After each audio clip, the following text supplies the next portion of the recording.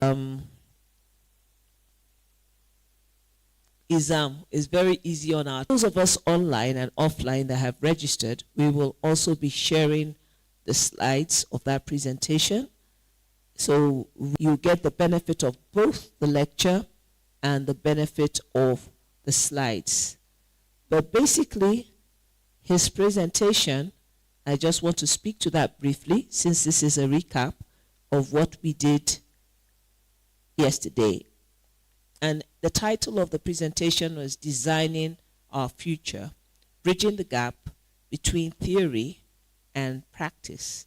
And he talked about the challenges in architectural education in the case that knowledge stays in the classroom and the problems wait for the students once they get out into the real world. I'm sure many of us can relate to that.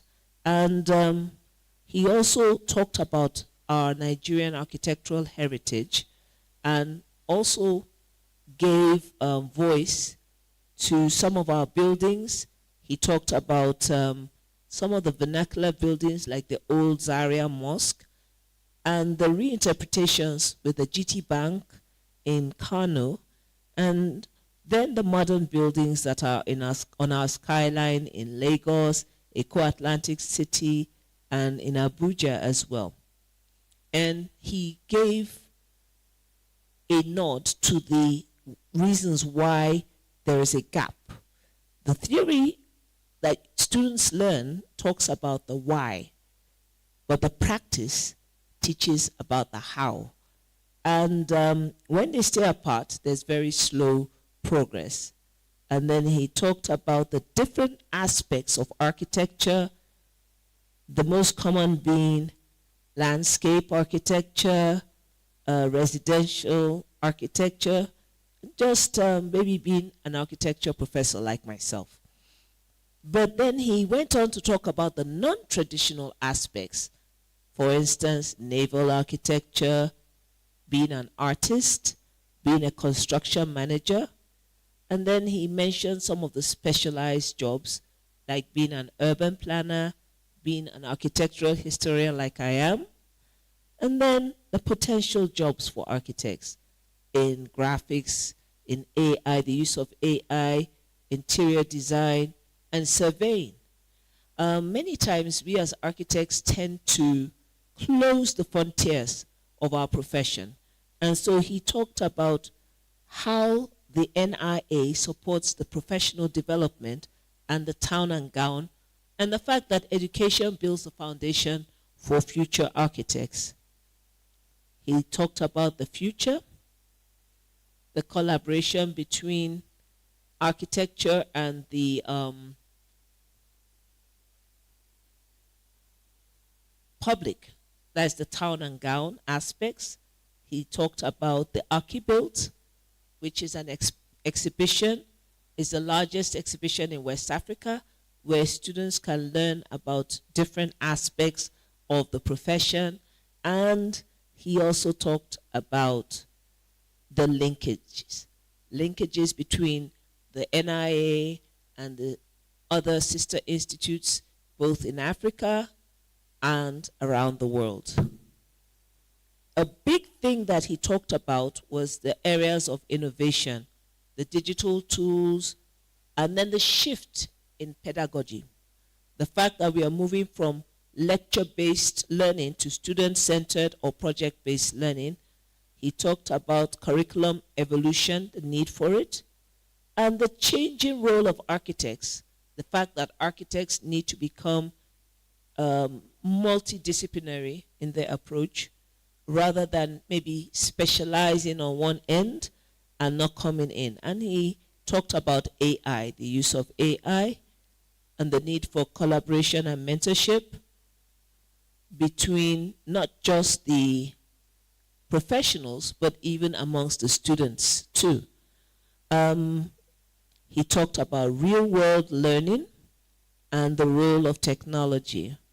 He mentioned the Internet of Things and AI that help to bridge the learning with real-world creation.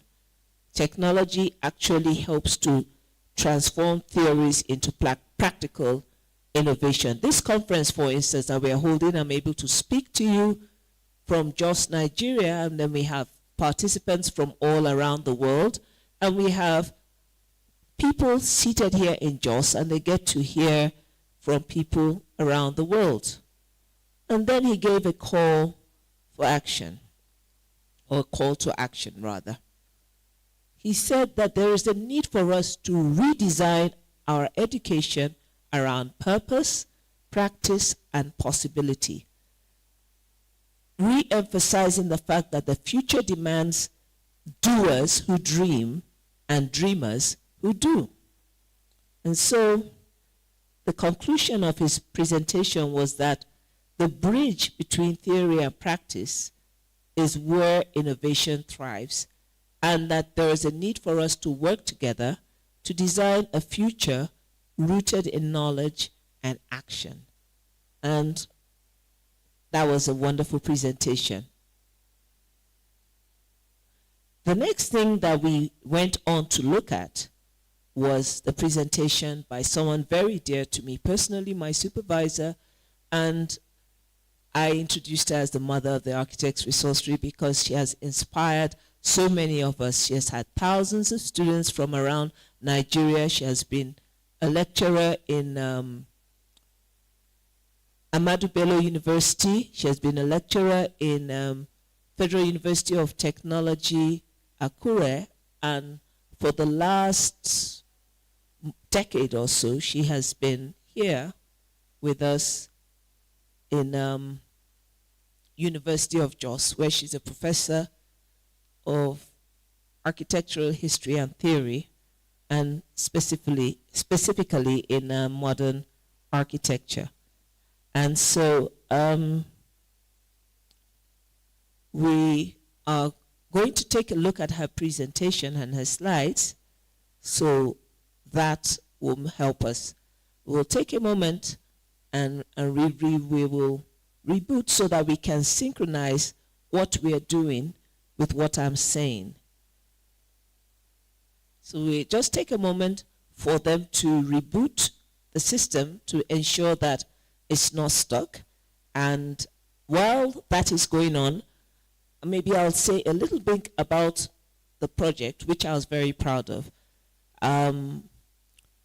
We have a wonderful professor of blessed memory, Professor Adeyemi, and he encouraged her when she was doing her doctoral work research on the architecture of Nigeria. It hadn't really been formally classified, but Professor Adeyemi had done something about it, and he then went on to ask Professor Ogunshote to do that. And once her presentation is up and running, yes, you'll need to go back to the beginning of that presentation, if you wouldn't mind. No, go forward a bit. Yes, next slide, please. Next slide. Next slide. Yes, that particular one there. No, you've gone too fast. Back one slide. Yes, that is building resilient futures. And she spoke to the theme, and she gave us the classification of Nigerian architecture. And 3 key people were involved in classifying these trends. And I think we'll need to update it. So she started with Professor Adeyemi, and then she developed the rest of the table, classifying architecture into different groups. And then I had a privilege, she being my PhD supervisor, to take a stab at part of it, introducing the newer trends, future trend, green trend, and neo-traditional. And these are the trends that currently reflect resilient architecture. Pretty proud of the fact that we were able to do that. But beyond that, we go on to the next slide. I do not intend to represent her paper, but I just wanted to have a recap. And she talked about resilience to climate change. It's very important, particularly for those of us in the tropical south, many times we find that we are not able to understand the things that go on with good architecture. So we depend so much on fossil fuels, and even when we have solar electricity and things like that, it's quite difficult for us to design facilities that are cool when it needs to be cool and hot when it needs to be hot. And so she gave us some prototypes, and we can just run through the slides. She did a lot of this work with her husband, Professor Ola Olu Ogunshote, and they've done different buildings around with that. They're actually the Nigerian authorities on climatology. They've written books on climatology. In fact, the definitive book on climatology was written by both of them. So I don't intend to do this presentation again, but the point is she was talking about the effect of climate and the resilience that needs to be in there. She mentioned the different types of technologies that need to be there, and the need, again, the same thing that the president was saying in his, to reassess architectural education, because the areas that are important are not out there in the public space. So we can move on the slides and go towards, yes, making good of bad situations. That's Theo Lawson. And again, he is a celebrated architect. He was presented our award, Distinguished Service Award, by the Architects Resourcery yesterday. And he just basically told us the Freedom Park story. And he told us how he collected stories. And just hang on a second. Yes, just hold there. He visualized his concept. And the amazing thing is that the Freedom Park is true to concept. I have personally never visited Freedom Park in the sense of visit. But because I studied his work, my son brought out a picture from an aspect, a very tiny aspect of Freedom Park, and I sent him a message. I said, "Are you in Freedom Park?" And of course he said yes. And this is the wonderful thing about making good out of bad situations. This was a colonial prison. People like Herbert Macaulay, Anthony Anathoro were incarcerated there.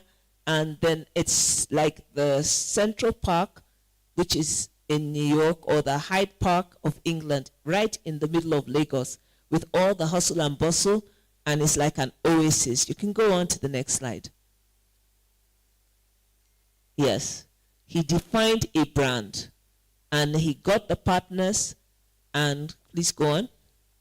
I'm not redoing his presentation, so hold on there for a second. Pay attention to details and deliver the promise. Architect Theo Lawson is an expert at doing that. He has done many projects in Nigeria that speak to that. So let's go on to the next slide. Please continue. Deliver the promise, yes. And then hang on there. Hang on just for a second. He's making good things come out of bad things, because he had the Calcutta Republic. For those of you that don't know, there was someone called Fela Anikulapo Kuti, a famous Nigerian musician and in a sense like an ethnomusicologist, and he had this building, and he went through a lot of difficult times with the government at the time, which was military. And then after he died, he actually made something good come out of it, which is the museum. You can go on to the next slide. Yes, there's aspects of the museum.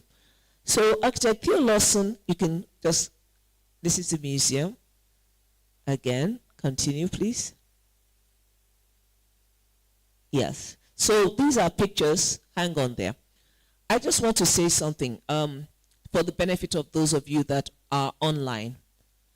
While Architect Theo's presentation was going on, and he, in his pleasantries, mentioned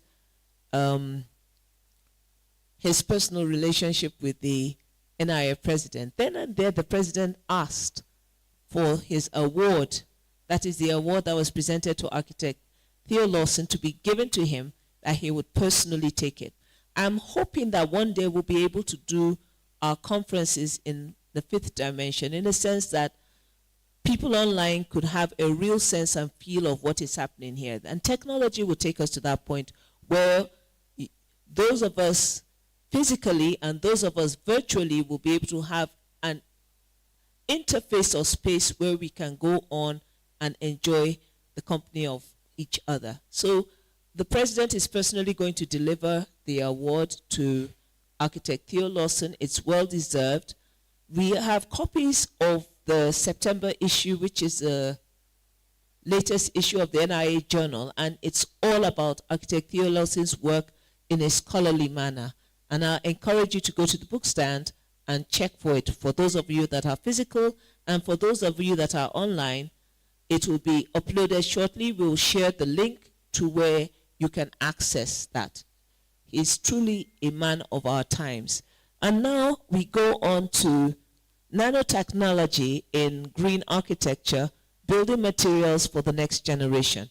The wonderful thing about the resourcery is that we are learning that we are not limited by our profession. Here we have a chemical engineer that is talking to us about architecture and the nano-enhanced building materials. So those of us that are students and we're doing materials, we now understand why. If we're wondering, why do I need chemistry as a student? And she went through so many aspects of what is needed and the need to speak to the health and safety of the nanomaterials. Fully persuaded personally that much of what is going wrong today is a function of ignorance of what nanoparticles and materials can do in the space of the human body and other things. We have experts in these areas that maybe when we go into the question and answer part, we can talk about that. So we had architect Uluroti talk to us about that. And now I would like us to, I said architect Uluroti, sorry, engineer Uluroti. You see, I promoted her to being an architect. So we're going to continue today, and we are going to start very shortly with someone that is very dear to the resourcery. Last year, he was presented an award for his work in architectural education in Nigeria, a very unique individual in the sense that my very first presentation, to me, he gave me my very first speaking opportunity. Shortly after I became a lecturer, he invited me and I went to ABU and I made that presentation. I think it was in 2002 or 3, very early in my lecturing days in Nigeria. And the unique thing about this individual is that he has been a vice chancellor of a state university.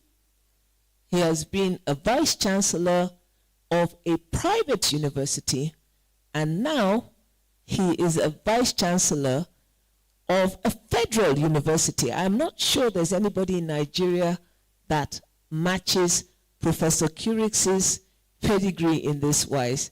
He is a mentor to many people and a father to many in the profession. So we like us to sit back and watch the presentation. Karina, I'm going to hand back over to you so that we can continue today. I want to say something to those of us that are in the auditorium this morning. This segment of the program is going to be purely online until we go to the break. And after the break, we're going to go into the student presentations, and then we'll have a few live presentations, and then we're going to call it a day. We'll have a student competition. We have judges from all over the world.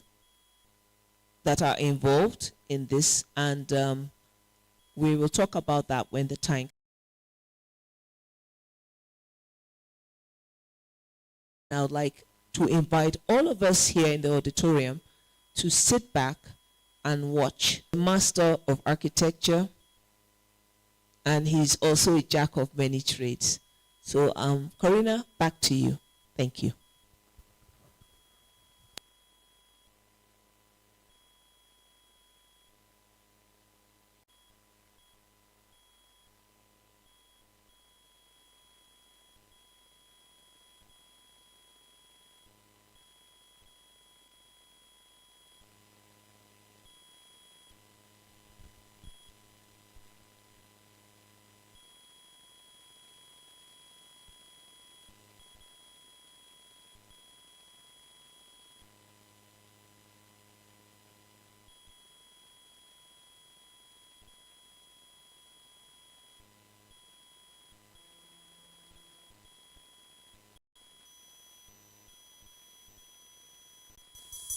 Whatever is driving this, I believe most sincerely that we will come up with something at the end of this colloquium. But let me begin by saying that we all know that architecture relies on science and technology and imagination to create a functional artistic work. There are, of course, many definitions.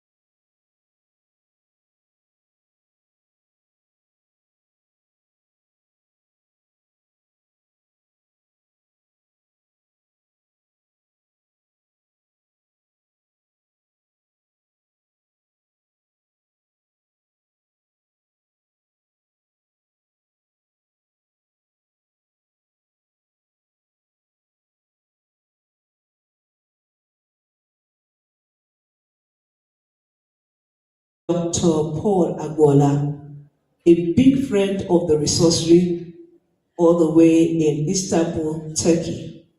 And he will be talking to us today for the next few minutes. We are expecting, okay. He's going to be talking about reimagining resilience, smart adaptive architecture for climate responsive future in developing cities. So Dr. Agbola, we are looking forward to your presentation with keen interest. Corina, I would like to hand back to you. Thank you.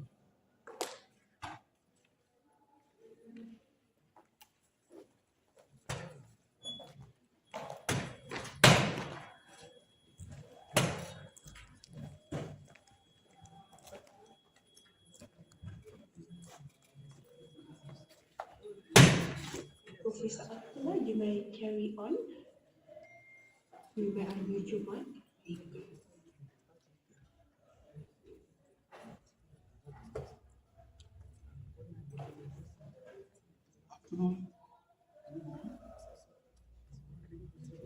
Because we are in afternoon here from Istanbul. It is my pleasure.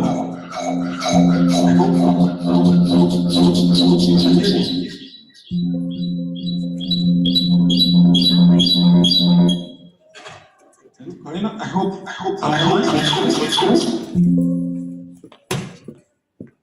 Hello. There's a technical problem from live feed. If the live feed team can just sort out the audio as there's double feedback, please.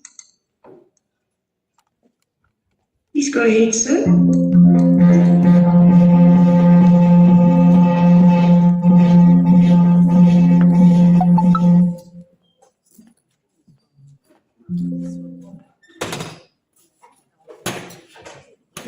Dr. Paul, please just unmute your mic and go ahead. I will ask the technical team to sort it out on their end.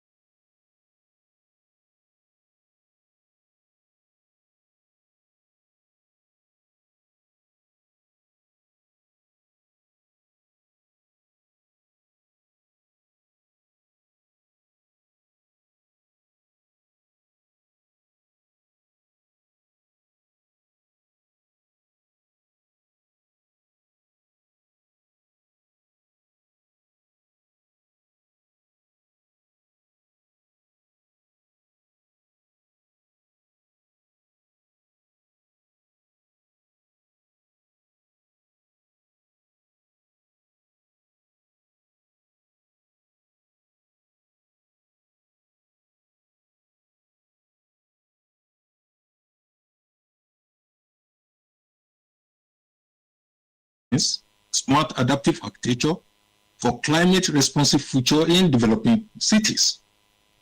My presentation outlines states those one concept of resilience. So now we discuss global context, the role of architecture in the changing world, adaptive urban system, case studies, then integrating traditional knowledge in modern architecture, the circular economy and resource efficiency in design, framework for resilience architecture in future, then policy, education, and research implication, call to action for we the architects, and the closing reflection. Concept of resilience has been defined in the diverse ways, in diverse contexts, but in this my lecture, it is the concept of resilience has evolved from its origin in ecology and engineering to become a central framework in architecture, urban planning, sustainability discourse. In other words, it refers to the capacity of a system to absorb disturbances, adapt to change, and maintain essential functions. So while we are defining the concept of resilience in holistic manner, then we'll be talking about the sustainability, we'll be talking about the resilience, and talking about the operational efficiency. However, we tried in this lecture to focus on architectural resilience, and in this case, we are talking about the adaptive, flexible, and transformative modes. What do I mean? One, we are talking about the physical and structural resilience. We are talking about the socio-economic resilience, and we'll be talking about the technological and operational resilience. We will agree with me that all these form an holistic, concept of resilience. So how do I mean? One, we have to talk about the built environment ecology, the physical and structural resilience, the socio-economic resilience, which it involves the human nature and space harmony. Then also digital community, so which involve the use of technology in enhancing socio-economical bonds. And also we have to talk about technological and operational resilience. This, in fact, talking about the smart and adaptive infrastructure. All these are, the general, resilience has been focused to architectural field. Okay, what are the key dimensions? So another key dimensions in defining this resilience as tailored to architecture involves number one, adaptability. This is the ability of our design system to evolve with changing environmental needs. And also, we have to talk about the diversity, which incorporates the multiple solutions in material system to prevent systematic collapse. And of course, we'll be talking about redundancy. So this is related to designing alternative pathway, the backup system to sustain performance under distress, and also connectivity. This is very important as it ensures integration across both physical, digital, and ecological networks. And also the last one, talking about the learning and the information. This is emphasizing on the continuous feedback, technological advancement, and knowledge sharing within the architectural practice. I hope everybody will agree with me on this, the key dimensions. Also, we cannot be talking about the resilience without talking about the climate change and the built environment. This is very important in recent times. And we discovered that 40% of the global emission, contributes to all this problem. That is, there are rising global temperature, which, involves extreme weather events, resource depletion, etc. And also, we will be talking about, talking about the gas emission, talking about the construction materials and the likes. So all this, in recent times, of course, the effect of the climate change and the built environment. Well, this slide is talking about the urban development challenges. So there's no way we'll be talking about the resilience without talking about urban development challenges. So, and these factors amplify the risks to human health, safety, livelihood, and the likes. And this calls for re-evaluation of building design and management through resilience and sustainability approach. And also it emphasizes the energy efficiency, passive design, renewable materials, and smart adaptive systems. However, these frameworks for environmental performance involves the following, which are in vogue in recent times. So this is talking about the leads, talking about the BREEAMs. These frameworks integrate environmental performance with social and economic resilience. That is, we are trying to balance both the mitigation and adaptation. That is, when we are talking about the mitigation, then that is talking about how to reduce the emission through sustainable materials and energy systems. These are very important for we architects. And also, when we are talking about the adaptation, then we are talking about the building capacity to withstand and recover from climatic impact. All these are, in recent times that we adopt as professionals.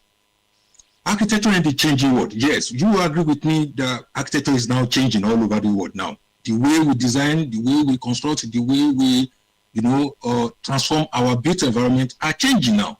So in other words, architecture plays a transformative role in shaping the societal responses to climate change, urbanization, and social inequalities.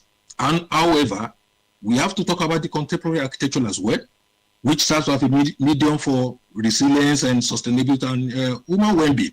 And however, you will agree with me that the synergy of all this resilience, sustainability, and the well-being are very, very paramount and are very important in recent times.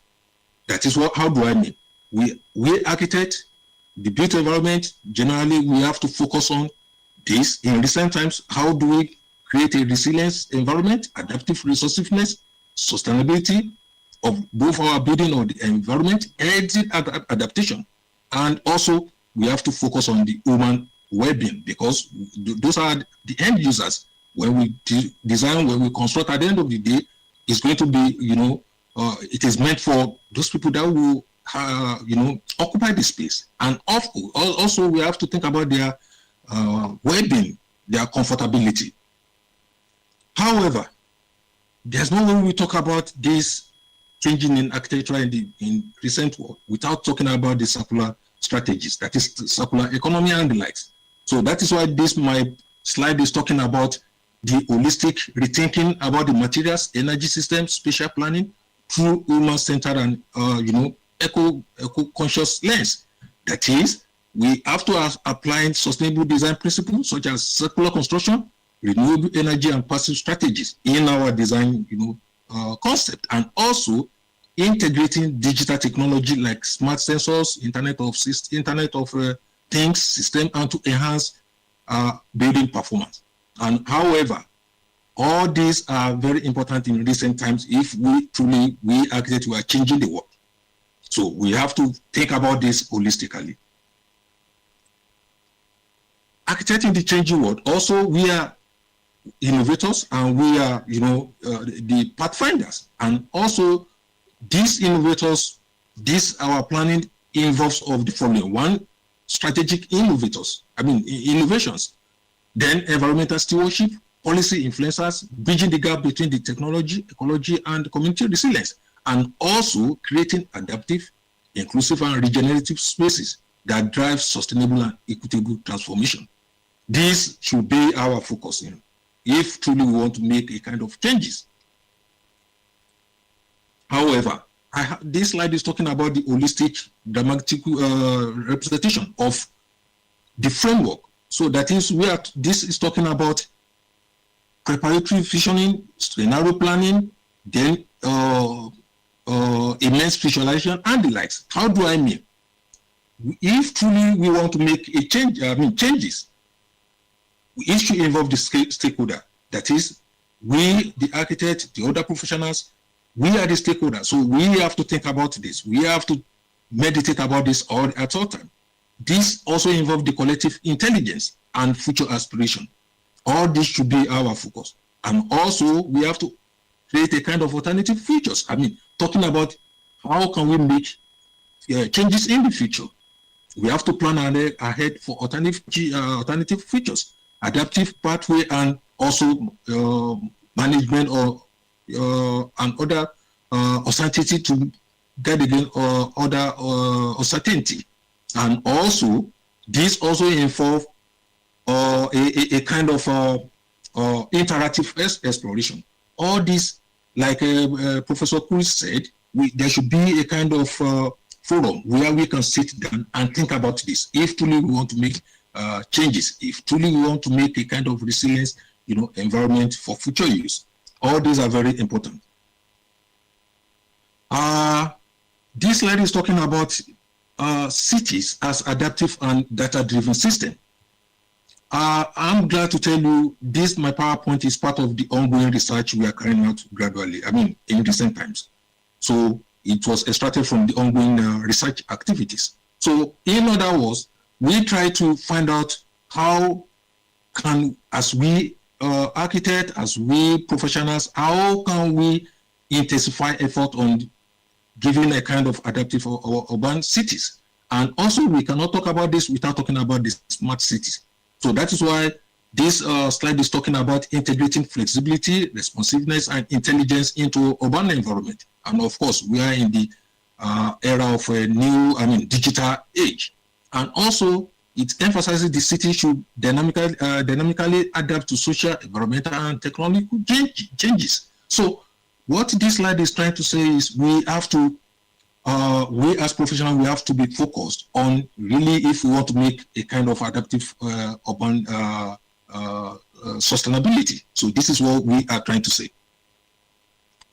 And also, like my previous presenters have said, we have to talk about the Internet of Things, artificial intelligence, and big data analysis. All these are in recent times being the focus of we professionals. And this will give way for real-time monitoring, for sensing and the likes, and optimization of energy efficiency, mobility, waste management, and city engagement. All these are the factors under the smart city technology.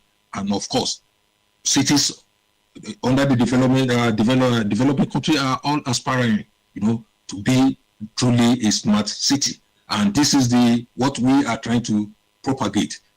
And this slide is talking about the efficiency, improving efficiency, resilience, and mobility. All these are under the smart city. We professionals in the built environment and generally should be mindful of all this information.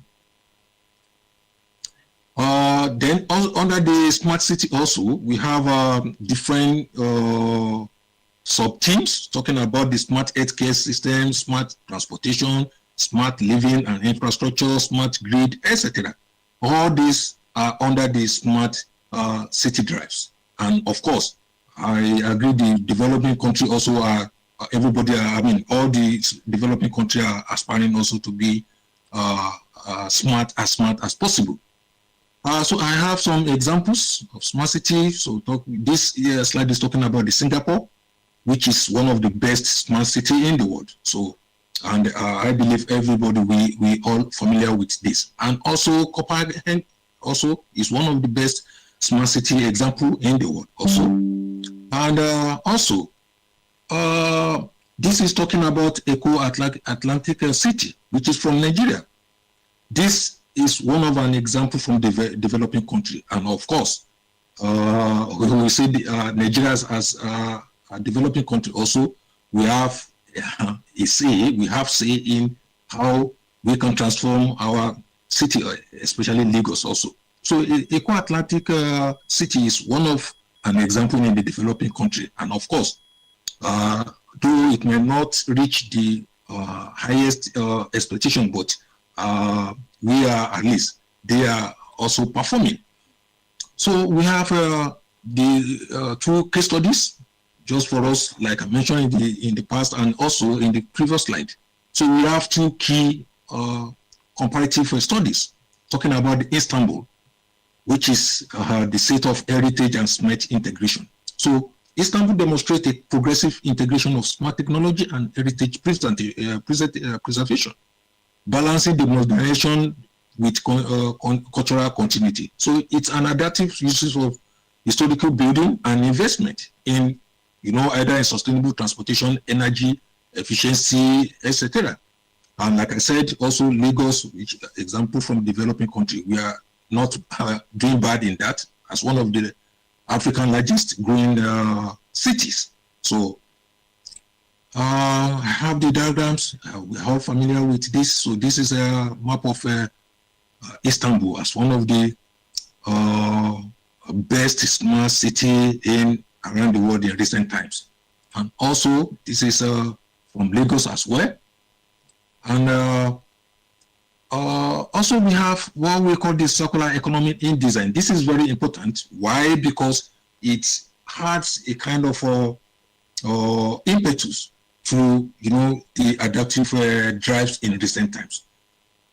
And under the circular economy, we have to talk about 5 different goals or aims and objectives. So this is talking about resource optimization, waste minimization, promoting longevity in products, economic and ecological innovation, and promoting social and ecological responsibility. These are very, very important. And I'm glad to inform you that we are still working on this topic on this slide, how we can appraise what is going on in the developing country. Then we now, cross-check with the developed country. But these are the main goals which are very paramount. And also, this slide is talking about the framework for resilient futures.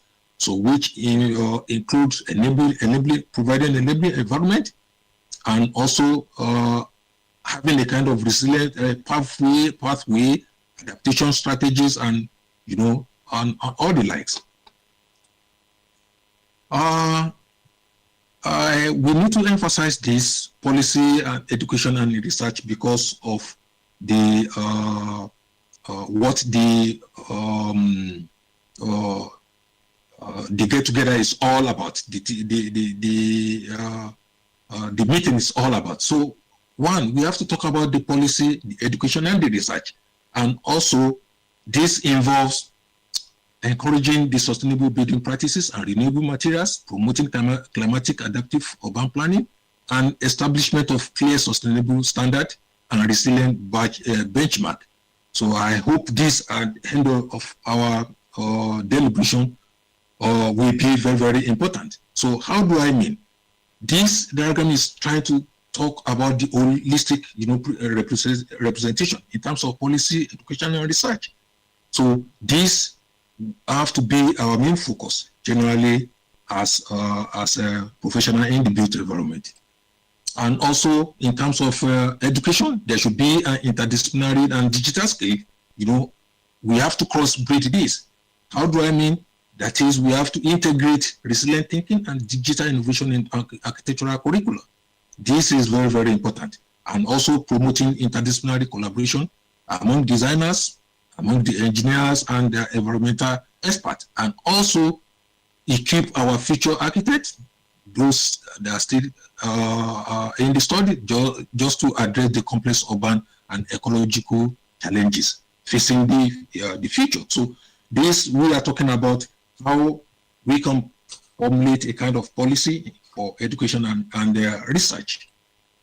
And also, we have to talk about the materials also and the data-driven design that is focusing on data-driven model for sustainability and resilience, develop and test adaptive and low-impact materials, and also explore human-centered and climatic responsive design strategies.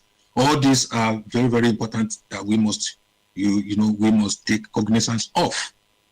On this note, I have to make a kind of summary. We are architects. We play a central role in shaping the resilient and making a sustainable future. Then also it's our responsibility as architects to extend beyond aesthetics. So which include environmental stewardship, social inclusion, and ethical and technological innovation. And lastly, design. Our design should be viewed as an act of resilience, creating spaces that can adapt, empower, and regenerate. Reimagining architecture in a changing world requires collective commitment to resilience, sustainability, and inclusivity. And the built environment must evolve beyond aesthetics and functionalities to address the urgent realities of climate change, urbanization, and social transformation. The insights shared throughout this seminar underscore that resilient architecture is not a fixed, but protect, inspire, and empower people to thrive amidst our past.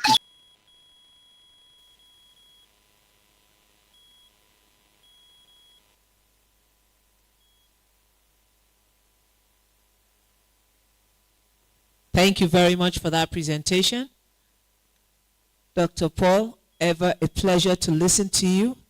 And the wonderful thing about your presentation is the fact that you are actually speaking from your research, and also you are speaking to us from what you're living.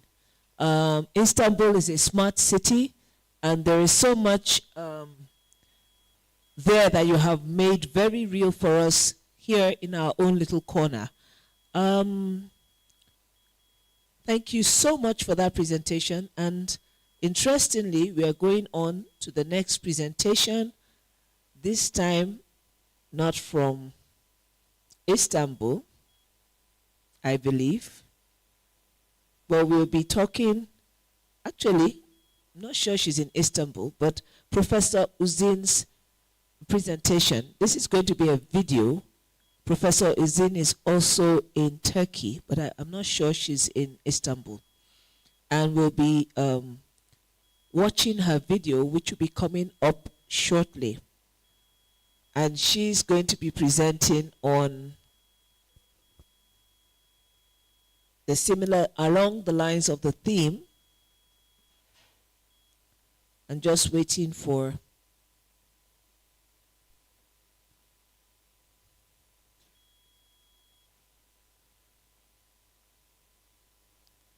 okay. So she'll be presenting along the lines of the theme. And Professor Uzin, I think I need to add this, is also one of the judges that will be judging the student competition. She's just a moment, please. She's going to be talking about sensory architecture. And it's Jeffrey Bauer Architecture and Sensory. So you'll be wondering, who is Jeffrey Bauer? And it's going to be on sensory architecture and components. So I'm going to hand back to you, Corina, while we watch this video. Thank you.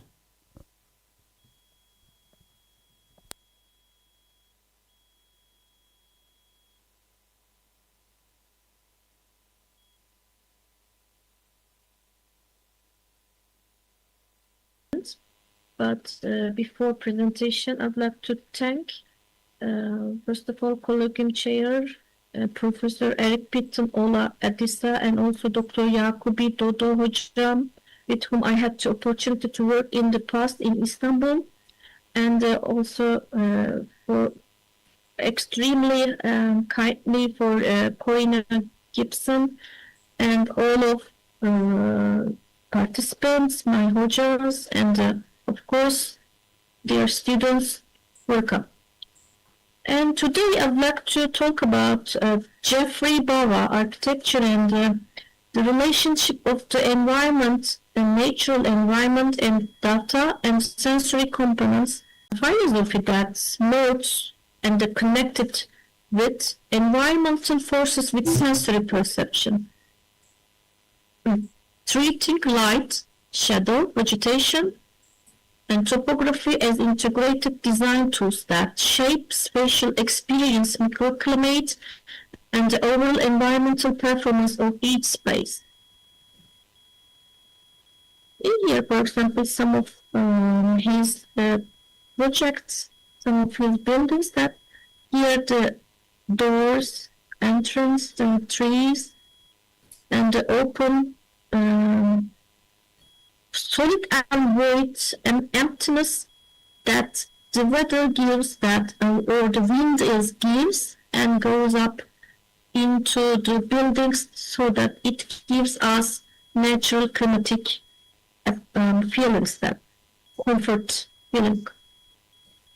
And the other side, his main idea that he keeps to vegetation, all of his project, all of his landscape, wherever.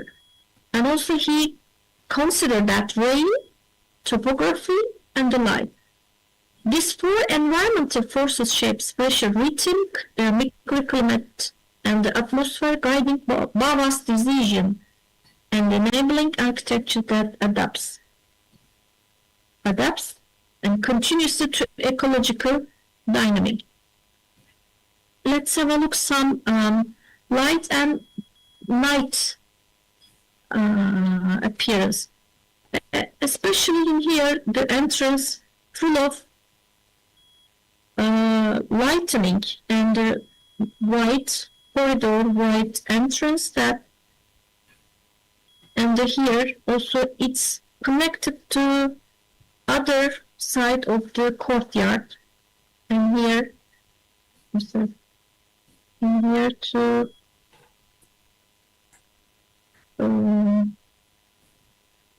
the entrance and the stairs and gallery, a huge dinner table, and the connection from the dinner side or kitchen to the gardening. It's really exciting and it's really different. In here also the ceiling of the pictures, telling there's an artistic painting here. So Bava works with the artist, sculptors or painters, each project. One topographical example in here, you never change the topographical slope. He used the same arrow, he used the same trees, natural environment also as a guide instrument. So directing the movement through subtle slopes. In here, he used terrace. Rain also. Sri Lanka has a microclimatic cooling that transition indoor and outdoor. The very exciting with the weather can be changed immediately, so that where the sound, moistures, and reflected light enrich his spatial atmosphere. So we use the atmospheric appearance and also vegetation in here, like natural slope. It goes up, it goes down, like by coincidence. But he designed it. And also the other sensory items that, of course, we can talk about sensory, about the human psychological or feelings that he considered that. Here, shadow, texture, humidity, sound, and rainy weather, and thermal variation. He used the materiality and the bodies lived, like the other philosophical emphasize that the human feelings that important. As in here, as we can see the sculptural works here before, and then the years and years later, it gives up like this composition. So he planned it. It's not by coincidence. You just think about it, the future, how it will be appear, but in a natural way. And also here, this is a hall and gardening and vegetation and a little bit a balcony, like this. And the other material, the other item is the shadow acts as a structural element. I mean that shadow is not a real items. It's not a structure, but he likes using the shadow like a structure. I mean that canopy or gives a darkness, gives a lightening in here, courtyard. Or he likes to using the trees up to and coming up to sunlight and limit. He can use the shadow for give us the road, like a road. We can continuously we can go up to with the shadow, and we can go to inside like a road. And here also, again, I'd like to show some three works of his. He has more than 100, maybe 200 forests. And the number 11 is another project.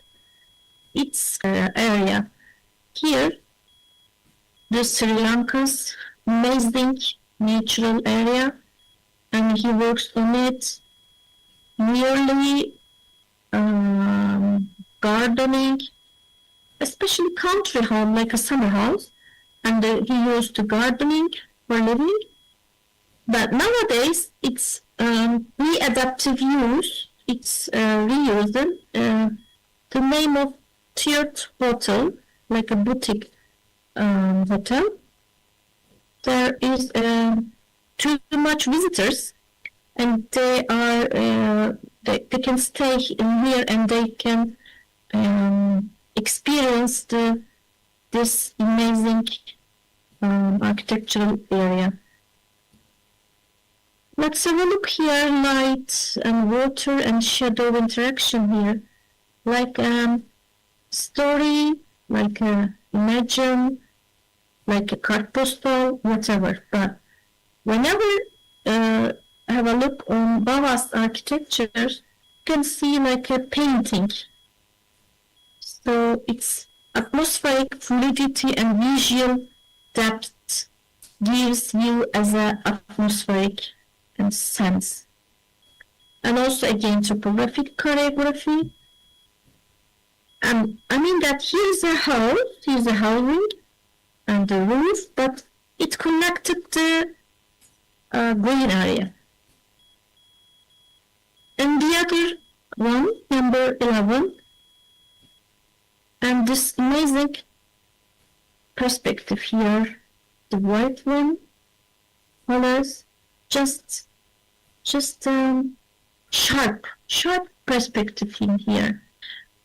This is in Colombo, Sri Lanka, and the year is especially nearly 15 years ago, so I can say it's a timeless project design. So nowadays, architectural studio and currently like a museum for a guided tours, as you can see at the end of the slides on video.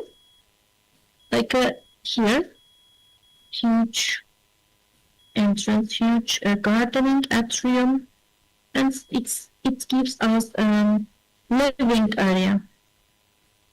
And the other one, St. Thomas School, for the young person, shaded corridors and open airs, like an inner and outer connection is extremely clever.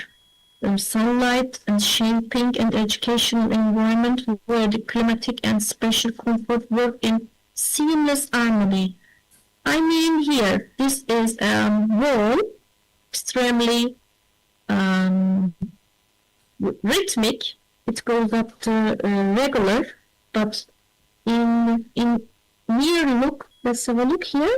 This is a solid void and the emptiness, and it gives us a natural windy and open air.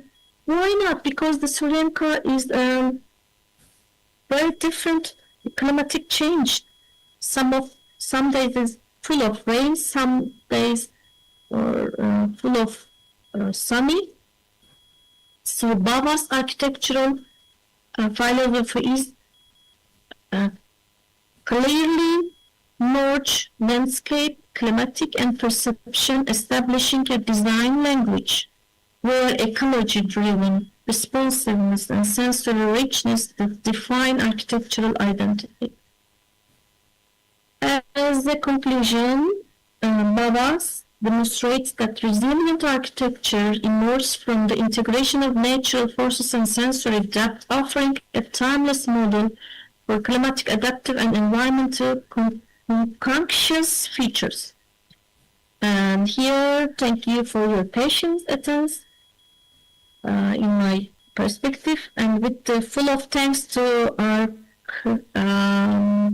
master degree Kayacan Aynal from Istanbul for contributing to this presentation. And now I'd like to show video. Yes, Jeffrey Burroughs' differences of the architectural life and the metaphoric life and the feelings. And let's have a look some short video I connected, and we added this video for you. Let's have a look here. I'm starting.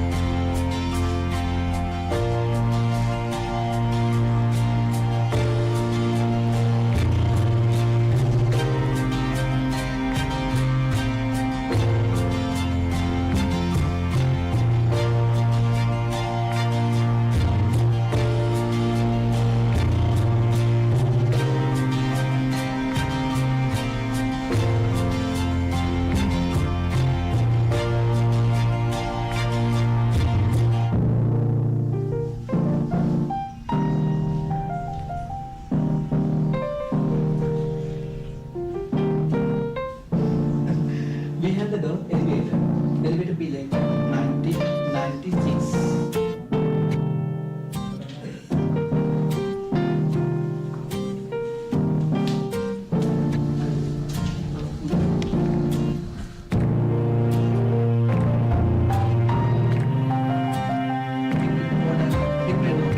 Like a row houses. Different.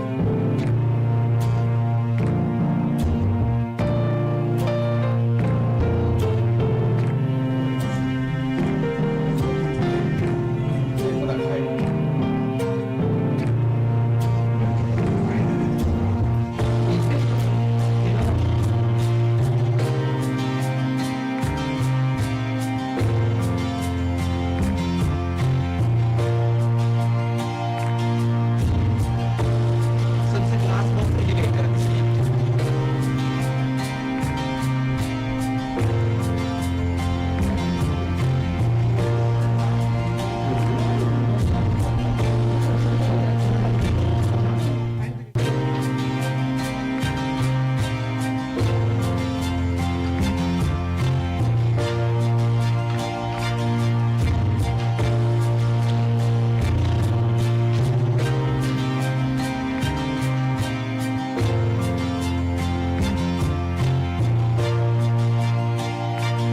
Yes, I hope you like, I hope you enjoyed Jeffrey Baba's architectural approach, architectural manifesto. So it's not too much any technical, any industrial architectural items, but even it gives us real life. So it's not minimal, it's not maximize of life, but it's in real life. So thank you for listening for me. Get your works. I hope it gives you a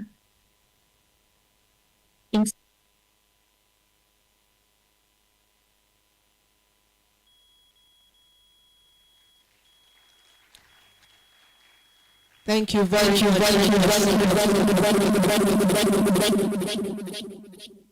Thank you very much, Professor Ozin, for that wonderful presentation. I think I need to say something. You know, when they heard the title, I'm sure many of our students were wondering, Jeffrey Bauer, we've never heard of him before, because Bauer also is it can be a Nigerian name. Jeffrey Bauer was a Sri Lankan architect, and I think that he's famous for tropical modernism. And this just shows us one of the reasons why I think that countries like Turkey will progress so well, because we have architecture that is being projected, that is modern and contextual, but it is not Western, with due respect to Western architecture. But I think that as we go on and we look at resilience, climate has a lot to do with that. And so if we have the opportunity to look more at contextual examples, for us, we'll do better. So we're going to take the next presentation now. And I think that's going to be a video. We're going to be watching a video on the future of research in the age of AI and digital transformation. And the person I'll be presenting in the video is Dr. Ahmed Abba Haruna. And he also happens to have a journal that is affiliated with this. He's leading that journal. That's Abacoms. If I'm correct? Yes, Abacoms. So we're going to listen to his presentation next, or watch it rather. Corina, back to you. You all. It's a pleasure really meeting you all here at TARIC, 2025 at the University of Jos. All protocols duly observed. My name is Associate Professor Dr. Ahmed Abba Haruna, a founder and CEO of Abba Communications and Innovation, known as Abacoms. Well, and I'm also an Associate Professor of Computer Science at the University of Hafar al-Bath in Saudi Arabia. So permit me to present to you my topic titled The Future of Research in the Age of AI and Digital Transformation. Now I'm going to begin with this important quote. AI will not replace researchers, but researchers who use AI will replace those who don't. And that is the reality, because we are entering the world where ideas matters. It's not about your geographic location, whether you're from US, UK, Nigeria, blah, blah. No, it's about the kind of impact and ideas that you are able to create. That what would determine the kind of individual you are in terms of professionalism. So the future belongs to those who combine intelligence with integrity, and that is of paramount importance. So Africa has a chance right now. So why this topic matters now? Acceleration of AI is becoming essential infrastructure across all disciplines, starting from medicine to architecture. And of course, if you look at it in terms of speed and innovation, what is previously done within months now is taking days to be able to do it, because and there is accuracy. Innovation cycles are compressing nowadays. And if you look at it in terms of global standard shifts, speed, reproducibility, and open access are now baseline expectations of research globally. And that's why it's very fast right now.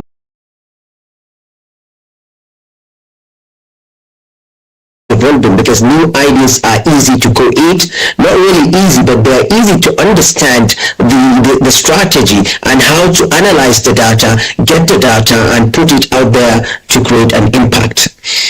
And lastly, Africa's potential. Now Africa has a chance, because if you look at it, a young population and digital adoption create a unique opportunity to leapfrog. And digital adoption create a unique opportunity to leapfrog development. And that is what is happening. Our youth now, they are waking up. They are also competing with the global arena. And that is amazing. So now, the old research model versus the new research reality, which I'm going to take you into, and you will see the massive difference. Now, if you look at the traditional model, slow data collection taking weeks or months. Now, with AI, discovery and identifying patterns are instant. And of course, in the old method, limited access to resources and literature is the most challenging issue. Now look at it with AI now. Automation of repetitive analytics or analytical tasks is very easy to do. Now in the old time, manual processing prone to human errors, but now, no, there is minimality of error because of global connectivity, enabling real-time collaborations. Isolation work within single institution in the old traditional model, but now with AI, there is a digital evidence accessible from anywhere across the globe. And lastly, in the old model, long publication cycles, because it takes 12 to 24 months to publish papers. But now there is a rapid dissemination through preprint open platforms. So this is the advantage of the new reality in terms of research. So moving on, I would like to take us into three major forces shaping research today. Now, number one, AI and machine learning.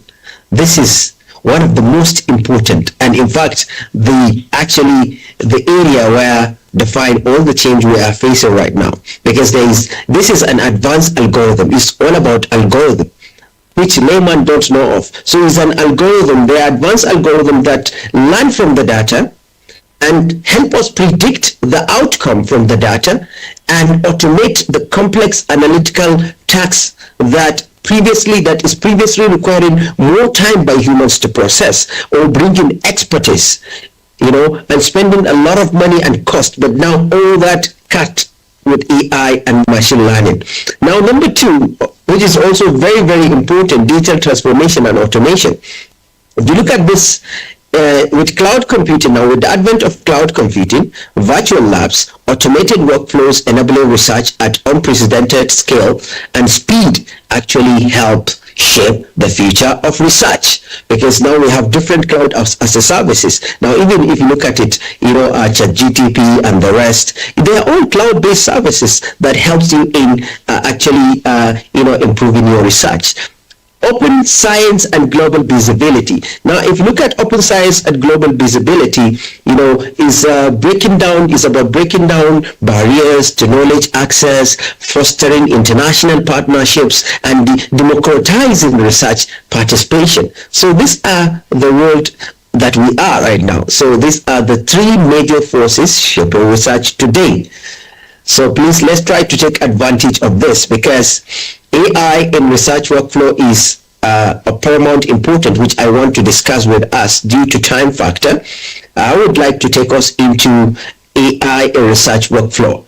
Now, if you look at it from hypothesis to publication, AI is transforming every stage of the research life cycle. There are four research life cycle that I want to speak about. Now, in terms of literature review, AI tools can scan thousands of papers in minutes and help you identify gaps and trends and relevant citations that you need in order to achieve your objectives. Number two, data analysis. Now, analysis is not like before now. With machine learning algorithms, it's easier for you to uncover hidden patterns in complex data sets that human analysis might miss. So this is the new era that we are in, a beautiful era. So, and thirdly, the area that I want to talk about is writing and editing. Now, in terms of writing and editing, here comes generative AI assist, where it helps us in drafting ideas, grammar checking, ensuring clarity in academic writing. So, and of course, the last one is dissemination. How do you actually optimize dissemination of information? AI helps us do that by optimizing the keywords, summarizing to maximize search engine visibility and citation impact. So this is the area we are in. So it's amazing for researchers. It's a new area, a new time. So everybody have an opportunity to do what is needed to help change the world. Now, without further ado, I would like to take us into tools researchers must know in 2025 and beyond. These are the tools. Take a look at the screen. In terms of AI writing, I have curated some, tools that you need to help you in doing your writing and discovery.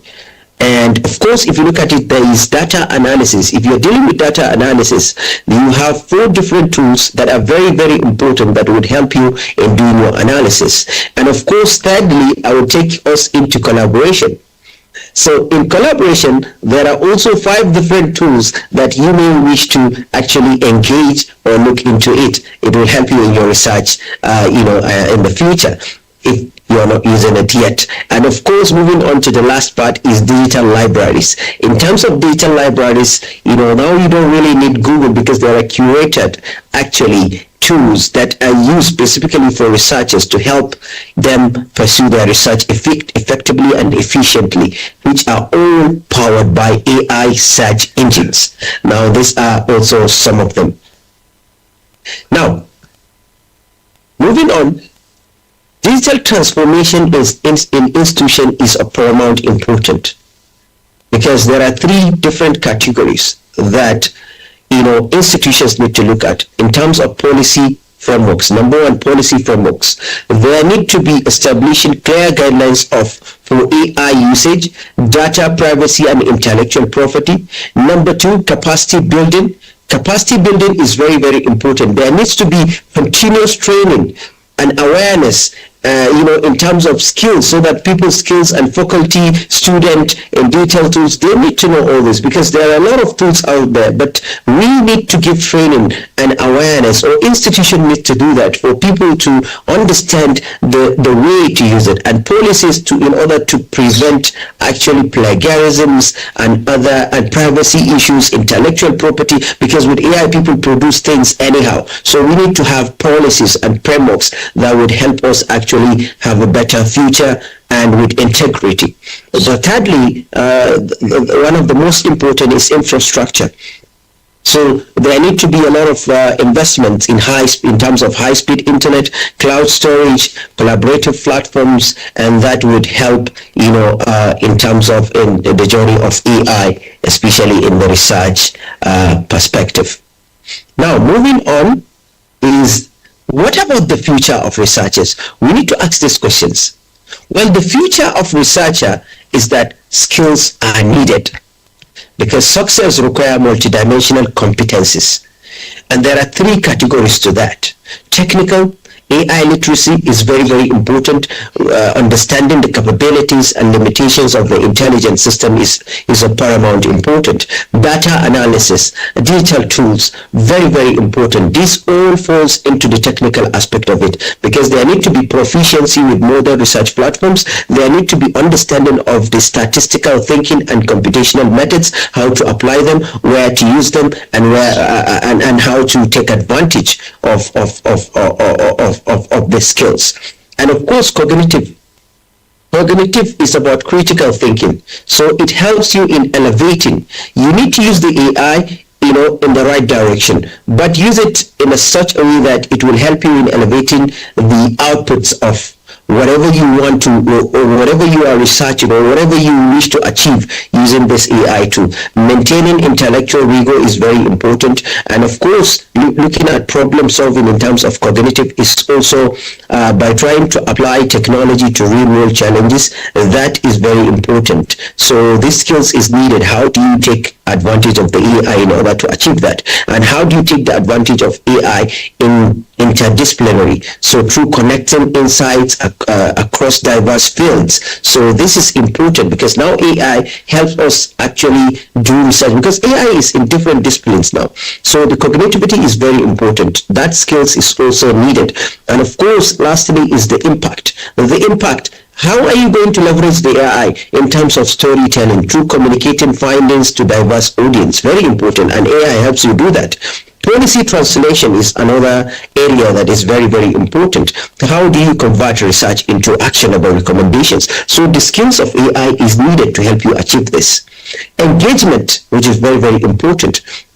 Ensuring research serves societal needs. So what kind of research are you working on? How are you going to use AI to leverage the strategy and see what the people needs and how to address social impact or needs? So the modern researcher must be technologist, communicator, and change agent, and that is very, very important. So without further ado, I would like to take us to a case study, AI-driven innovation in architecture and built environment.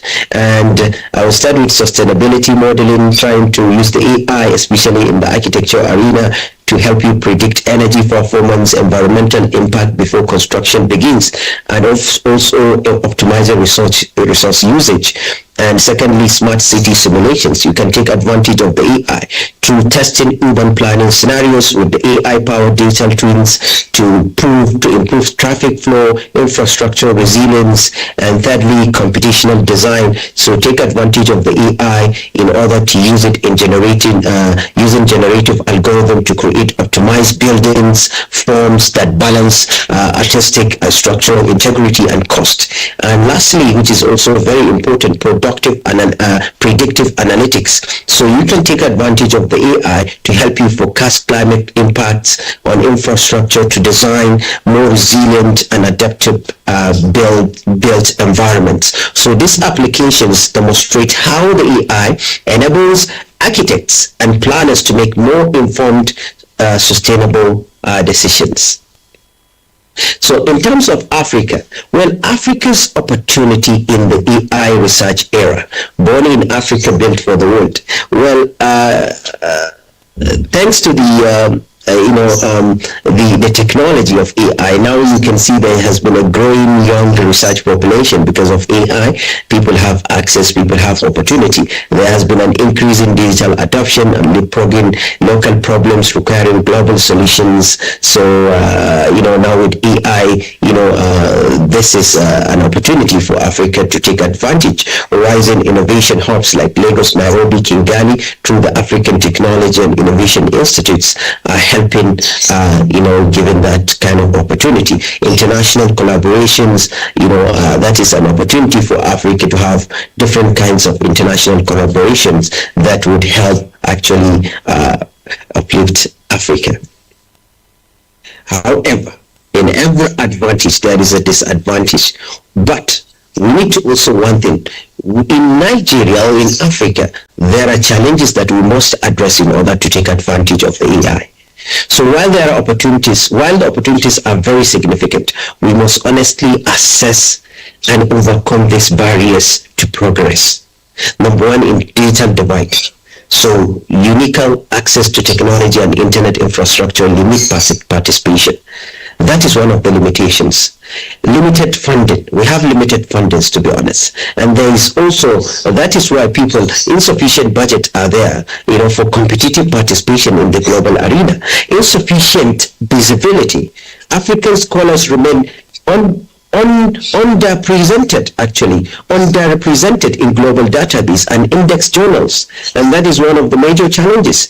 Ethical concerns. There are risks of AI misuse, misinformation, and academic fraud requires vigilance. So because we don't have policies, so we need to work on that. So training gaps, that is one of the major challenges. There is a limited AI and data literacy among researchers and students, which hinders adoption. Now, what researchers should do to start doing today? Now, use of AI ethically, a responsibility, collaborate across institutions, very important, seek industry partnerships, build digital portfolios, publish more, present more, focus on problem-driven research, and this is very important. And from our end, and that is why to help solve that kind of problem, we are building Africa's research and innovation future at ABOCOMS. We have AGIC, which is an annual flagship ABOCOMS journal, which is a journal, ABOCOMS Journal of Innovation and Communication, and we have ISIC. ISIC is an international conference. It's launching in 2026, which is a knowledge also platform, and of course AI training, trying to see how we can reduce those limitations by giving training to student professionals with AI skills, very important. AI and ABOCOMS Innovators Network, which is a curated network, growing network across Africa, trying to help the researchers, change makers, showcasing, branding them, sharing their stories, guiding them, free mentorships, and others. We have AGS, ABOCOMS Global Summit 2026, which is co-hosted by Mariam Abacha, American University of Nigeria, Maon, which is a convening platforms, and it's going to be hosted in July 2026, which will bring in researchers, change makers, policy makers, and see how we can help change Africa, born in Africa, built for the world. And then impact stories, always, sponsoring and amplifying Africa's research narratives is one of the initiatives that we have. Currently, we have 6 initiatives to help support Change Africa. So AI will not define the future after all. Humans who use AI wisely will, actually. So we need to have 3 questions that I want everyone to take it with them. Will we embrace technology while maintaining integrity? Will we democratize technology, knowledge, or reinforce technologies? Will we research for metrics or for genuine impact? These are the most important questions that I want everybody to take and share their answers with us if possible during the Q&As. Let us build research that inspires, transforms, and uplifts our communities. Thank you very much, and let's continue the conversation. This is my email, and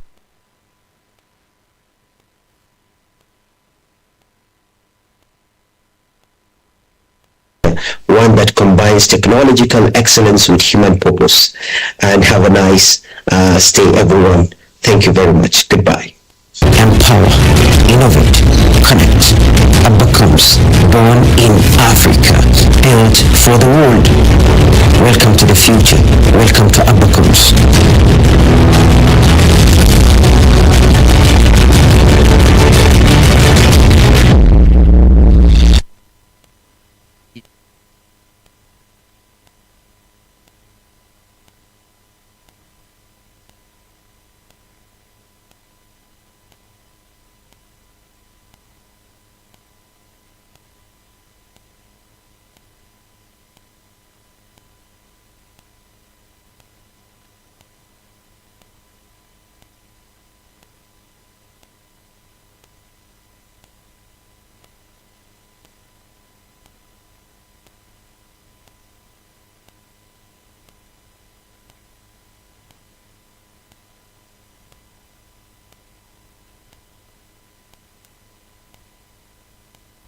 Please, we want you to sit together because this is just come down to where the other students are sitting. Thank you. Sorry for the break. Let's give a round of applause for that wonderful presentation. I'm really happy that we get to hear the real way to use AI. It's a shame that we use AI to do things. It's a tool, the same way CAD is a tool. And I believe that particularly our final year students, that's those that are in 400 level and above, and especially our postgraduate students will gain a lot from that. Even we researchers, we have a lot to gain.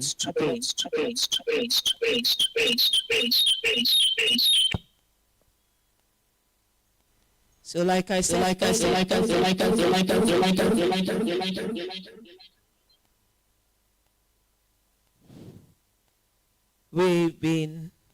we're also in a venue that is being prepared for convocation tomorrow. So you please bear with all the activities that are going on.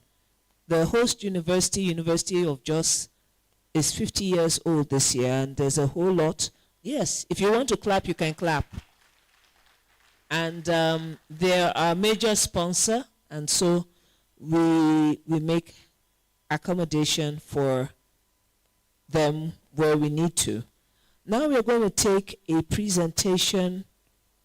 Actually, it's a video from Dr. Radwa Iman. Unfortunately, she will not be able to join us physically. I think she is in Tunisia or Morocco. I am not sure precisely which of the countries she's in right now. But we are about to take our presentation, and we just give our in-house technical a moment so that we can all start together. So Karina, please give us a moment while we get that going, and we'll be able to start.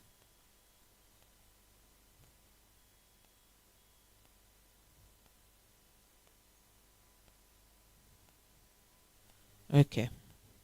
So while we're waiting to start, This would have been a master class because it is very rich. And perhaps when we have our multidisciplinary conference, she's so gracious, she'll be able to be a part of that when we get round to that. The Architects Resourcery is a resource for everyone, not just architects, but the entire built environment. Yesterday we had a presentation from a chemical engineer, and we've just finished listening to a presentation from a computer scientist. And so we can go on in that and pick from there. So I think I want to delay our people online. I think our physical audience will just bear with us and permit us to go ahead and start so that we can save time. We still have a number of presentations left to go. So please, Lucius, are we close to getting it fixed? All right, so without much ado, we are going to take Dr. Radwa Emam's presentation. It's a very technical one, so I want us to pay close attention. Algorithmic Architecture, AI as a creative partner. AI is here to stay, and this is the AI segment of our presentation. We are learning about tools that can help us use AI. If we just used AI for cut and paste, we've missed the import of what these presentations can give us. So sit back and listen while we work on getting the sound. For those of us that are online, please enjoy the presentation. Back to you, Karina.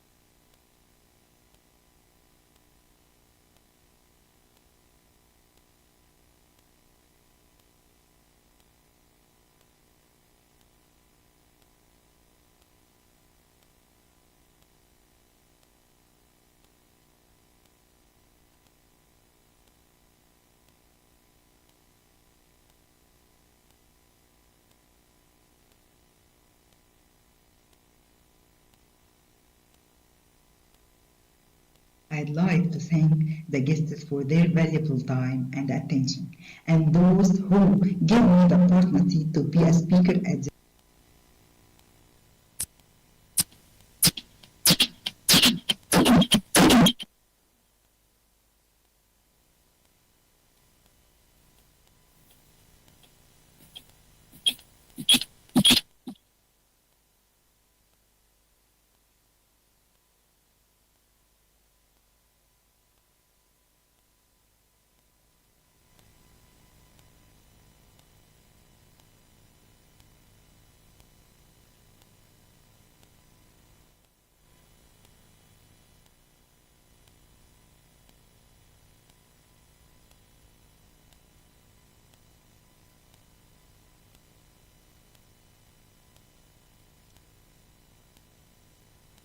While we wait for the auditorium to just reconnect the audio, Dr. Faiza, if you want to just show your screen and check your microphone, please.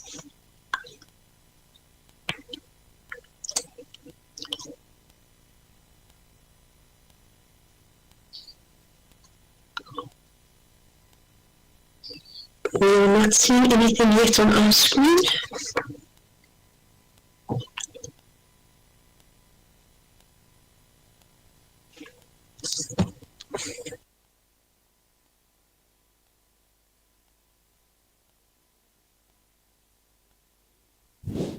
Thank you very much for that wonderful presentation. We are waiting for Dr. Faiza. Unfortunately for our end, we are equally experiencing some technical difficulties. And we're just staying tuned. So I'm going to hand back to you. But while we're doing that, Dr. Faiza Bashir works in Hale, and she's in charge of interior design department at the university in Saudi Arabia, Hale. And she has done a lot of work on tools that can help students and architects in interior design. For those of us that are looking at the Faculty of Architecture, I believe we will find some of her contributions very helpful. She's also active in the resourcery. She's in charge of the education aspects of the Architects Resourcery. So we are waiting, as we wait for her to come on. Corina, I'm just going to hand back to you and we'll wait. Thank you.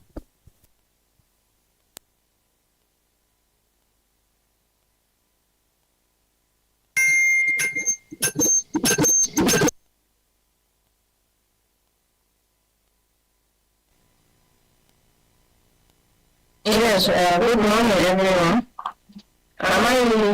Is my screen visible? Your screen is visible on our side in the auditorium. Lucius, is the screen visible there? Dr. Adisa?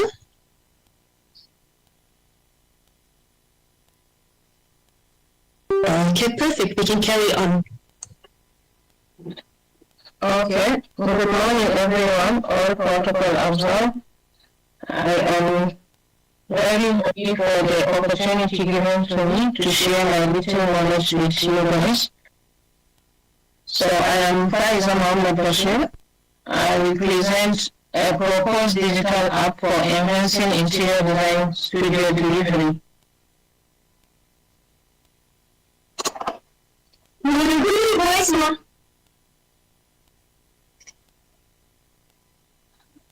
Apologies. Yes. You may carry on. Yes, the new imperative from crisis to opportunity. So as we all know, during the COVID-19, the chaos that happened around the world, so many things shifted from the traditional classroom to the virtual learning, while others, even the offices and so many things. So even in my university, we spent like 1.5 semesters at home doing everything virtually. So after everything was settled, and then the students complained a lot about having the studio virtually. So that prompted me to see, is there anything that we can do maybe to bring a solution? So design studio identity, as we all know how the design studio works, how the critics goes on with the instructor and their students. So the students complain about the studio, more especially for the virtual classes. Then the program statement, barrier to quality pedagogy. For the many presentations in the program, they talk about resilience, about AI, about architecture and all this. Though I missed some, I don't know if there is anyone that talk about how we should deliver all this information to the studios, to the students, more especially in the studio. So this is about the barrier to quality pedagogy. Critical research identifies several major challenges to the IGS quality. We have the physical constraints, space constraints, and low number of intake due to manpower limits. Then the digital friction, barrier that constraint online. Sorry. Then the cultural, the reluctance among some educators to connect with the digital era. You know, so many people don't like to go out of their comfort zone. They don't want to explore more to see what they can do. So they don't like to change. They always want to be in one place. So then we have the institutional challenge, segregation and knowledge exchange. The segregation between male and female students in the region education represents a high barrier to knowledge acquisition.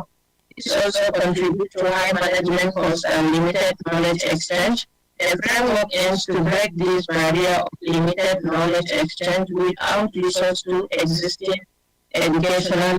So, and here in Saudi Arabia, as we know, they have this culture of segregating male and female, not only in the university, even from primary school. Even if the school is within the same locality, you find out that the girls section is separate from the boys section. So we have this problem. Then the proposed solution, we have the high blended learning. Definition, blended learning combines live class session with online education to impact greater learning flexibility. So the hypothesis is to strengthen virtual design studio pedagogy through a proposed hybrid Bloom's taxonomy, taking roots from Church's 2009 Bloom's digital taxonomy and blended learning. So theoretical foundation 1, Bloom's taxonomy. The Bloom's taxonomy, especially the cognitive, is accepted by architectural education because it has almost the same process that we follow to achieve our products, like the recalling, the comprehending, the applying, analyzing, evaluating, and finally the producing. So each of these levels is necessity to advance to our product. So Bloom's taxonomy is related to architectural education. So we have the theoretical foundation 2, the integrated 3 domains in a student-centered learning method. The addition of the 3 the affected and psychomotor domain is critical. The traditional approach often excluded them. The design studio process develops all 3. So the cognitive ability, knowledge acquisition, the emotional expression, which is the affective, and then the psycho capabilities, the manual and the physical skills. Then the theoretical foundation 3, digital and blended learning. So Bloom Digital Taxonomy provides the tools and procedure for conceptual comprehension in the digital context. Then blended learning takes advantage of the opportunities the internet brings. The digital tools which we have our smartphones, the tablets, the apps, the social media, the browsers, and so on.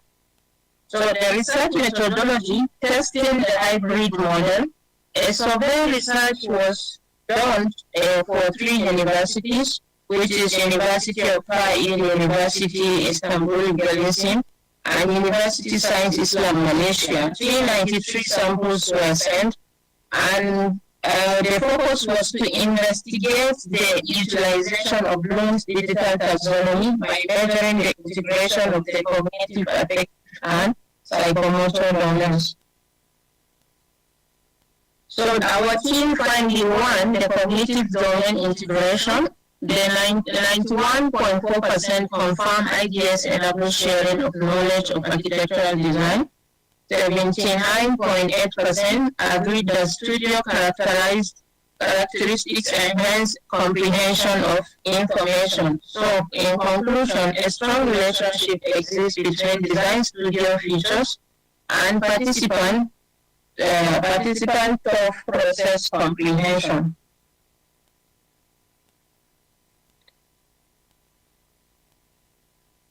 Domain integration. 79.7% agreed that the environment allows participants to make decisions on possible design alternatives. Then the conclusion, the studio provides a strong platform for developing emotional expression and decision-making skills.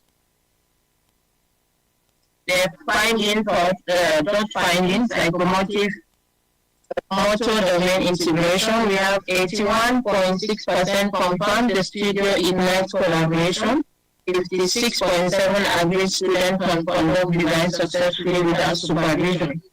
In conclusion, psychomotor capabilities are developed with a high capability for collaboration and independent design. The integrated framework, a new quality pedagogy. The study validates the hypothesis of strengthening pedagogy through the proposed hybrid Bloom's taxonomy.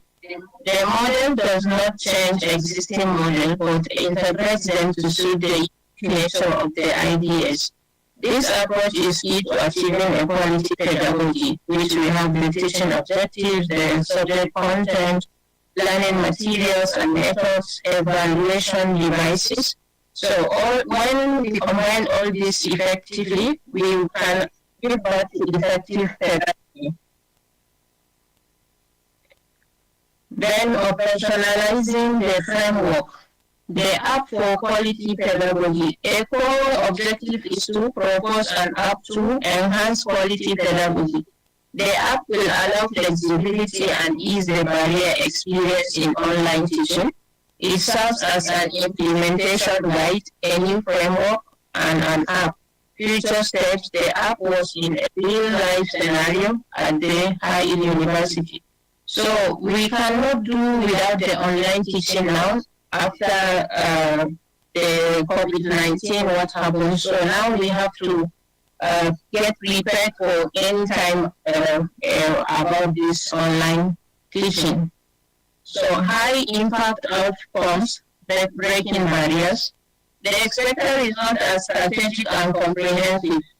Knowledge exchange will break the barrier of limit knowledge exchange created by gender separation. Then access capacity serves a large group of students and helps the university plan for more student intake. New programs, new interior program for the working class can be introduced, attracting local and international students. So when we use the online teaching, we can break the barrier for the segregation of the gender, which the male student and the female student can share their knowledge, and so everyone can learn from everyone.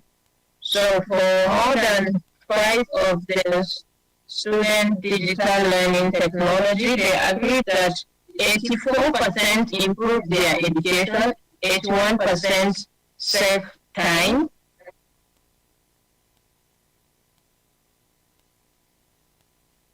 and then 81% boost grades. So we have the strategic vision, future of design education. The integrated approach contributes to the evolution and improvement of the education model. It strengthens accountability to widen access to higher education and improve teaching quality. So the Nobel app. The app is an online collaborative whiteboard tool that allows users to create hand-drawn style diagrams, sketches, and visual notes. It provides an infinite canvas where individuals or teams can brainstorm ideas, design workflows, draw flowchart, map concept, or plan project. So this is some part of the some interface of the software where we have different colors in case maybe you want to draw a line, you want to maybe do a sketch something, you have different colors and also the styles, the width of the line and so many things, even the edges, and you can do it by live collaboration. Then one of its key features is real-time collaboration. Multiple users can work together on the same drawing simply by sharing a link. The app is easy to use, requires no installation or sign-up, and supports exporting drawings for use in documents or presentation. It can be used by students, teachers, developers, and designers for quick visual communication and creative planning. So the most important or the most fascinating is that you can use, multiple users can work at the same time on the same file while everyone is in different places on their screen. While this one is doing something on that same screen, another person can also do it. So this is the most fascinating about the app.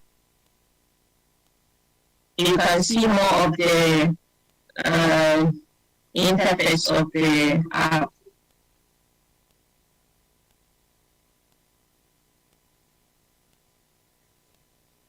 Okay, here also about the interface, we have the library where you can also save some of your things that you would like to use for your design, just like the library for some the other softwares for design that you can save some of the things. Also use this one, and you have so many things that you can use, like the fan if you want to shift or you want to. We have other icons that you use, the arrow, the line, the text, so many things that you can use on the app. So this is the example where an instructor is correcting students' student work. So you can see example how they work with it, and both of them can do something at the same time. So this is just example about, she's asking her about if there is good circulation here, and here about the skylight, the hidden line, and so many things. So this is an example. And again, we have another example. Here also, when they are asking about this blue that is so tiny that we can see. So here is the detailed unit of this one that we can see. So she asks, and the student can send the file to the instructor. Then she can upload the file on the screen, and then she can ask her something, and the student can reply her by also maybe drawing, or can do whatever she wants. She can do, both of them can do at the same time. So in conclusion, hybrid pedagogy is essential to overcome barriers. The integration Bloom's taxonomy provides the operative structure. A novel digital app is the key mechanism of operationalization, ensuring flexible and equitable access. So thank you for listening. And if you can give me 2 minutes, I will share a video that is showing the instructor correcting the students' work. But unfortunately, I don't know if you can hear the voice. Even though the correction was in Arabic, so I don't know if the voice is important. But what I want us to know that is here, this white arrow that is moving is the instructor arrow, when she was asking the students, and the student arrow is this open one, when she's trying to explain what they are asking her. So you can see how the app is flexible, and they will achieve. So not only for Web Studio, even for maybe in the office, you have teamwork, you can use the app and discuss about your design and things. Okay, thank you very much for your time. Thank you very much, Dr. Faiza. That is wonderful. I was consulting with some of my colleagues and we were looking at how we'll be able to get the app and apply it for studio. Because studio is studio, whether it's interior design, landscape design, or architecture. And I'm sure the students find it very exciting too. Of course, for us in University of Jos, that does not mean that you'll be exempt from studio. But moving along, we are going all the way to China now, and we'll be receiving a presentation from Abdullahi Adamu, and